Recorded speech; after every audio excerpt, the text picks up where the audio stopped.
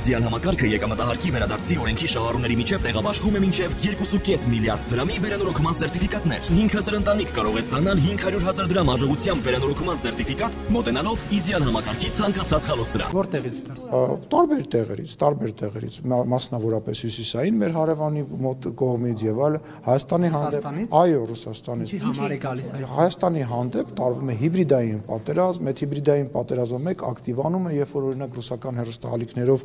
բազմաթիվ անգամ տարբեր մեկնաբաններ, հաճախ նաև ցավոք սրտի հերու հայկական ազգանունների նշմարում ունեցող ազգանուն ունեցող մարդկանցով փորձում են Հայաստանի Հանրապետությունում իշխանություն փոխեն, միտինգների անոնսներ են անում եւ այլ եւ այլ։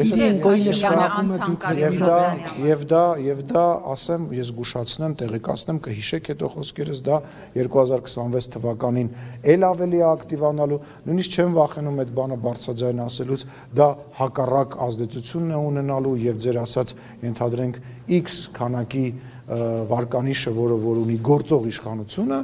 կրկնապատկելու է եւ մենք շնորհակալ ենք։ Մոսկվայի կողմից հեղաշրջման վտանգներ տեսնում եք Հայաստանում, թե ոչ, պարոն Սիմոնյան։ Ես որևիցե մեկի կողմից հեղաշրջման վտանգ չեմ տեսնում, որովհետեւ ես վստահում եմ Հայաստանի Հանրապետության ժողովրդին։ Ու սա իմ համար ուղղակի խոսքեր չեն, ես դա կարող եմ ասել հենվելով փորձի վրա, որովհետեւ 2021 թվականից սկսած պատերազմի ավարտի օրվանից սկսված եւ երևի պատերազմի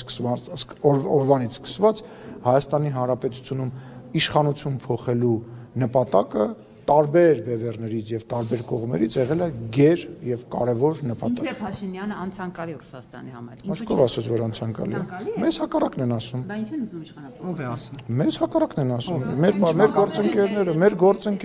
Մեր գործընկերները, մեզ հակառակն են ասում։ Իսկ այդ Ռուսաստանից Ես չգիտեմ, ես պատասխանը չեմ տալիս։ Ես ասում եմ մեզ հակառակն են ասում։ Եթե հակառակ Եվ ասում Դե որովհետև տեսեք, նախ եւ առաջ շատ վատ օրինակ է պոստսովետական տարածքում ընտրված իշխանություն ունենալու տարբերակը։ Նման նախադեպերը շատ քիչ են, հա, պոստսովետական տարածքում եւ դա վատ օրինակ է։ Երկրորդը Հայաստանի Հանրապետությունը պատմական իրադարձությունների բերումով իր պետականության եւ իր անկախության աստիճանը բարձրացնելու ուղղությամբ հստակ քայլեր է անում եւ այդ բարձրացումը բնական է ոչ բոլորին է դուր գալիս, որտեղ Հայաստանը պետք է լինի միշտ կախված, ինչ որ կենտրոնից Հայաստանը պետք է միշտ ունենա մեծ եղբայր, որևիցե դեմքով Հայաստանը պետք է միշտ նայի, այդքան էլ ճիշտ։ Հայաստանը միշտ պետք է նայի եւ մտածի, որ եթե օրինակ այդ մեծ եղբայրը կամ այդ մեծ գերտերությունը չլինի, Հայաստանին կուտեն, կուլ կտան եւ Հայաստանը օտար է իր տարածաշրջանում եւ միայն իր գոյությամբ պարտական է այդ բանին։ Եվ այդ իրողությունը այսօր վերանում է, փառք Աստծո մեր ժողովուրդը